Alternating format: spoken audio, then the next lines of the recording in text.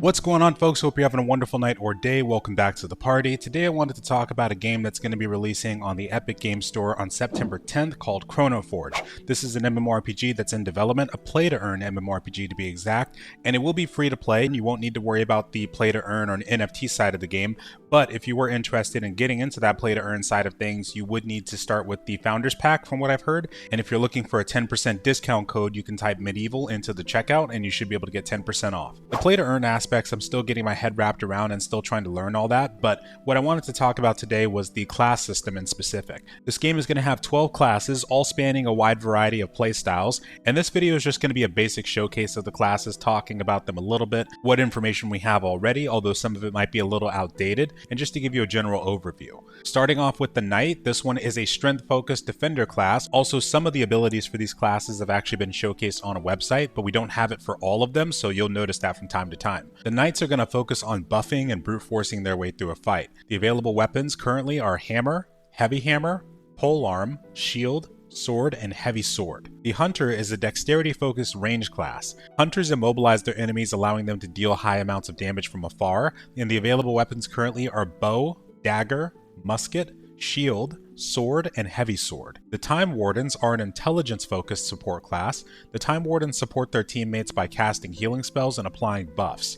The available weapons currently are the Artifact, Dagger, Polearm, Staff, and Healing Staff. The Thief is a dexterity-focused stealth class. The Thief's stay in the shadows, allowing them to deal high damage critical strikes when they reveal themselves. The available weapons currently are Bow, Dagger, Knuckle, and Scythe.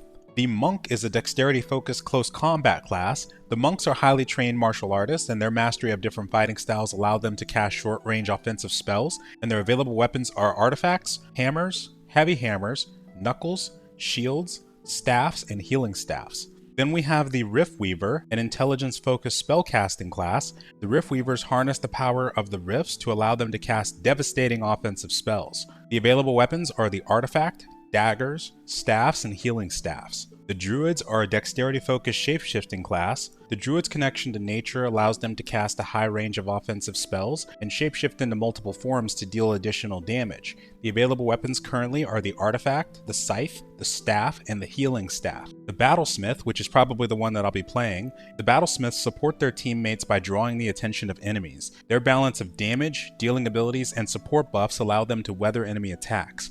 The available weapons are Hammer, Heavy Hammer, Knuckle, Musket, and Shield. The Brigand is a strength-focused damage class. Brigands use a combination of close combat and long-range combat to deal consistent damage. Available weapons are Dagger, Polearm, Shield, Sword, and Heavy Sword. The Engineers are a dexterity-focused summoner class. Engineers rely on their inventions to deal damage and support teammates. The available weapons are Hammer, Heavy Hammer, Knuckle, Musket, and Shield. The Reapers are a vitality-focused necromancy class. Reapers cast offensive spells at the cost of their own health. The available weapons are the Artifact, Dagger, and Scythe. And last but not least, the Mech. The Mechs are a dexterity-focused damage class. Mechs come equipped with a wider range of augmentation that allows them to deal significant damage up close and from afar. Their available weapons are Hammer, Heavy Hammer, Knuckle, and Musket, and Shield. Now when it comes to the stats that were associated with these classes, if one of these classes had Vitality, that meant that it was increasing the Vitality stat to influence the character's maximum health and health regeneration rate.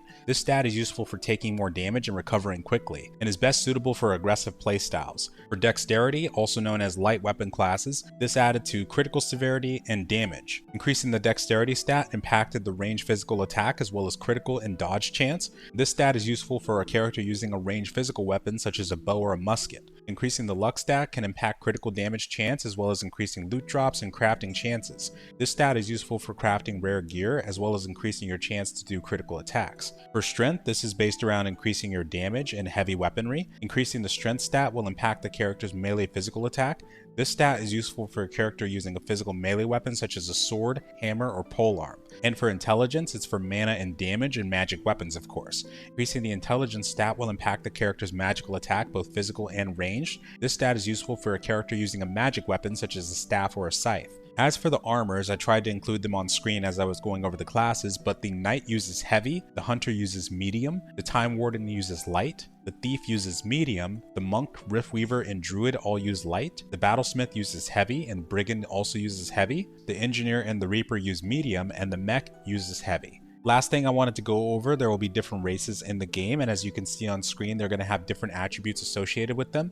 The races that we're going to have available is Canine, Avian, Feline, Rotoron or Rodaron, Elven, Naga, Fox, Imp, Bear, Ape, Koala, super cute, Mouse, Rabbit, Raccoon, and Saurian.